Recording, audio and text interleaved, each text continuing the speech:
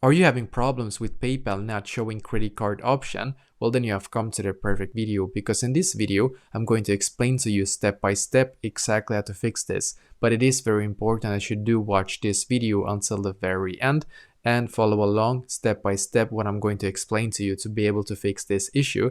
And basically, there is a very simple reason why your credit card option is not showing on your PayPal account right now, and that is probably because you have a personal account on your PayPal.